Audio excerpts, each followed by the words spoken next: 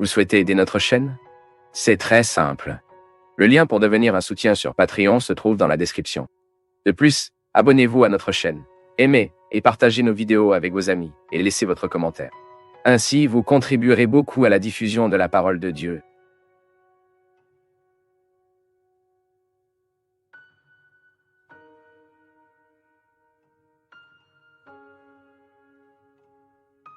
La vie nous enseigne que lorsque les stations changent, il y a toujours une réalité qui reste dans la nature. Il se peut qu'une station vienne et retire toutes les feuilles d'un arbre. C'est peut-être une autre saison et le remplir de fleurs. Il se peut que, modifiant la saison, ces feuilles perdent la vitalité, la vie saute et la chute. Mais une chose est certaine, la racine reste dans la saison. Il y a un moyen de subsistance dans la plante qui la fait rester en vie même lorsque tout est contraire à elle. La sagesse végétale qui nous enseigne qu'en hiver, il est nécessaire que toute la sève qui est dispersée sur les feuilles et dans les fleurs se reposera à la racine. Vous traversez la vie tout le temps en faisant cette expérience. Il se peut qu'à des moments de votre vie, certaines personnes étaient vitales, elles étaient très vivantes dans leur histoire à ce moment-là. Mais soudain, le temps s'est passé, la station modifiée, et cette personne a cessé de faire partie de son histoire, a cessé de faire partie de sa vie. Mais vous pouvez identifier cela tout au long de votre vie, bien que vous ayez passé de nombreuses stations pour vous. Certains sont restés. À ces gens, nous pouvons les appeler des racines. Ce sont des gens qui, même avec des changements de temps, même avec les changements dans les saisons, ils sont toujours là. Nous plantons des arbres. Nous poussons comme des arbres. Nous nous unirons en tant qu'arbres. Et nous devons tous passer par l'expérience constante du traitement outre. Jeter racines dans sa vie et permettre à d'autres personnes de libérer également des racines dans le pays de notre histoire. Parce que ce qui nous tient dans la vie, mon peuple, est ce qui nous fait réaliser tout ce que nous devons vivre tous les jours, ce sont ces racines que nous regardons et que nous pouvons compter sur elles. Ce sont ces gens qui restent même lorsque les saisons changent. Comme je l'ai dit ici, tant de gens ont traversé leur vie et à la station de joie, ils étaient tous là. Mais soudain, le moment venu de la difficulté, tout le monde est parti. Ce sont les réalités qui sont éphémères. Ce sont les gens qui sont éphémères, mais nous ne survivons pas à des billets. L'être humain avait de plus en plus besoin de réalités définitives, des réalités que nous savons resteront. Il peut même y avoir un changement, mais ils ne nous abandonneront pas. Cela peut même changer, mais cette racine y restera. Même parce que nous ne pouvons être heureux car nous sommes des arbres qui sont plantés de racines fertiles.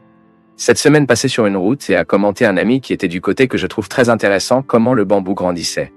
Vous ne voyez jamais un bambou solitaire, non? Parce qu'il sait qu'il ne survit pas au vent. S'il veut se tenir debout, il doit grandir avec les autres. Parce que lorsque le vent fort arrive, ils forment tous une protection. Ils sont forts ensemble. Si vous souffrez un vent lourd sur un seul bambou, il tombera, il mourra, il se brisera, il cédera.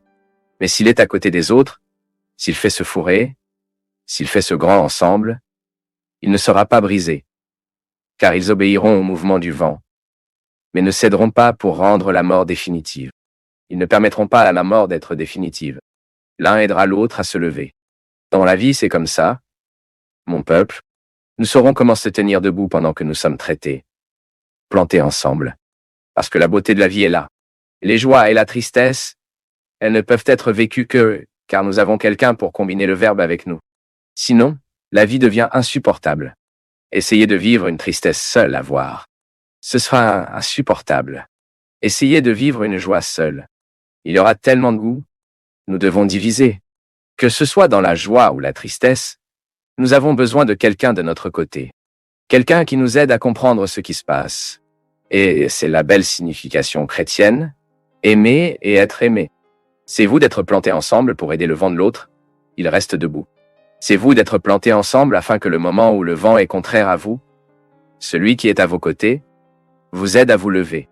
Le problème, il veut être pour vous aujourd'hui, qui sait un petit arbre planté à vos côtés afin que notre ordre, notre musique, notre réflexion, qui sait aujourd'hui, peut représenter quelqu'un qui est vraiment à vos côtés, quelqu'un qui est vraiment planté comme racine pour vous offrir la sécurité dont vous pourriez avoir besoin aujourd'hui. Et peut-être en diffusant cette chanson, cette mystique que la musique nous apporte, nous pouvons traiter le monde. Et demain, nous pouvons nous planter dans d'autres vies. Et demain, nous pouvons permettre à d'autres vies de planter en nous, afin qu'ensemble, nous puissions former une grande forêt d'amis. The Love Brothers. qui s'entraident au moment du besoin.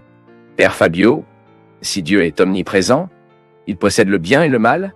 Cher, le fait qu'être un Dieu omniprésent n'a rien à voir avec l'origine du mal, parce que l'omniprésent est celui qui est partout, l'omniprésence de Dieu. Alors Dieu est là. Dieu est là avec vous. Il est présent partout. La question de l'origine du mal est une question théologique très discutée. Nous avons une très belle réflexion, la théologie chrétienne et catholique, qui fait que tout cela se produit. Nous avons une explication intéressante qui est l'origine du péché, le péché comme une porte qui s'est ouverte pour que le mal puisse avoir le pouvoir sur nous. Là, vous avez toute la métaphore du paradis qui a été perdue, la pomme qui était la nourriture, l'expulsion d'Adam et Ève de cet espace que Dieu avait placé pour pouvoir vivre en harmonie. Nous avons cette parabole comme une indication que le mal est venu au moment où nous avons brisé l'alliance avec Dieu, quand Adam et Ève voulaient être les autres, voulaient être des dieux. Oubliez la condition humaine. Oubliez qui ils étaient, ils voulaient être, qui ils pouvaient, ne pouvaient pas, je ne sois pas. Et à partir du moment où nous voulons ce qui n'est pas juste, nous commençons à établir l'injustice. Avez-vous observé cela?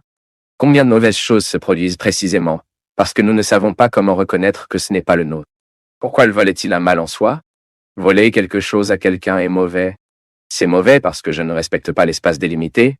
C'est de l'autre, mais je le veux. La même chose lorsque vous avez la présence du mal. La vie, la violence en est issue. Maintenant, qu'est-ce qui me rend mauvais? C'est mon adhésion à ce projet. Il est très dangereux pour nous de juger tout le blâme sur le diable. Ah, c'est le diable qui veut ça. C'est le diable qui y arrive. Ouais, mais si le diable le veut, nous le faisons pour ça.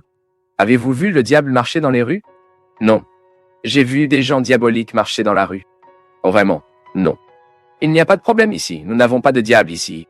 L'autre jour, une femme m'a demandé, prêtre, je me suis arrêté pour réfléchir. Comment puis-je faire un exorcisme? Non.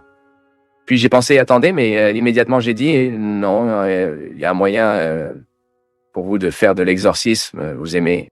Chaque fois que vous aimez, mon ami, le diable n'a pas de temps avec vous. Le diable ne soutient pas une personne qui aime. Le diable sera en mesure de ne rien faire dans la vie d'une personne, à la recherche de bonté. Le diable commence à avoir du temps et de la voix dans notre vie, c'est quand nous ouvrons les portes pour qu'il s'assoie, pour qu'il prenne un café chez nous, pour qu'il ait un petit whisky avec nous, alors vous ouvrirez les portes. Eh, viens fumer une marijuana. Et le diable est assis et fume de la marijuana. Sension une cocaïne. C'est le contraire, non? J'adhère à ce qui est un processus de rupture en moi. Cette semaine, j'étais là, à Itapemirim. J'ai rencontré un garçon. Je pense que c'est Paul son nom. Pendant le spectacle, j'ai vu qu'il était tout silencieux comme ça, mais je l'avais déjà vu comme ça. Car il était très proche. Et à la fin de l'émission, il était déjà dans une entreprise qui fit un signe de la main et du chant. Et puis, il a demandé, j'ai compris qu'il voulait me parler. Donc, il y a dans le vestiaire pour me faire un câlin et il m'a dit comme ça, Père, je suis dans le combat pour se libérer de la drogue. Et puis je l'ai serré dans ses bras et je lui ai dit, mon ami, libéré de la drogue est le même que vous aimez à nouveau. Parce que le médicament n'est rien d'autre qu'une non-aime. Je jugerai en moi une toxine qui me fera du mal. Je jugerai en moi une substance qui m'agrandira. Le toxicomane ne voit pas la souffrance qu'il cause. La mère qui ne dort pas, qui, même si elle ne voit pas son fils rentrer à la maison, pire, elle aime le voir venir de toute façon. Ne dors pas. Pourquoi pensez-vous, mon Dieu? Où est mon fils maintenant? Donc, plus avec des drogues, vous rétablissez les liens d'amour que vous avez. Quand tu parles, arrêterai de fumer cette mauvaise herbe. Je vais arrêter de parler. Je vais arrêter de boire. Surtout parce que le pire de toutes les dépendances pour moi est socialisée. Celle que nous faisons devant tout le monde. L'alcool est terrible. Et chaque fois qu'une personne décide d'arrêter de boire, elle ne la décide pas seule. C'est aussi à cause des personnes qu'elle la fait souffrir, qu'elle détruit. Est si belle que vous voyez une personne réagir pour l'amour qu'ils ont aux autres. C'est donc une belle chose à voir. Maintenant, le mal entre dans le contexte de nos vies, de nos choix. Je choisirai le mal. Il existe, il est concret, il est réel, mais il essaie seulement de séduire. Je vais me joindre, et je le représenterai dans ma vie. Beaucoup plus que de savoir son origine et de découvrir un moyen de neutraliser. Je ne sais pas comment le mal est venu dans le monde, je n'ai pas cette réponse. J'ai la suggestion que la théologie, que la parabole me donne, mais je n'ai pas de réponse prête à cela. Alors qu'est-ce que je fais? Si je ne sais pas comment le mal est venu dans le monde, je peux l'empêcher de m'inscrire. C'est vrai, c'est possible. Seuls ceux qui ont lu les livres du père Fabio de Mello savent à quel point ils sont transformateurs, nous font réfléchir et changer notre façon de voir la vie. Si vous ne l'avez pas encore lu, ne manquez pas cette grande chance. En savoir plus en cliquant sur les liens de description.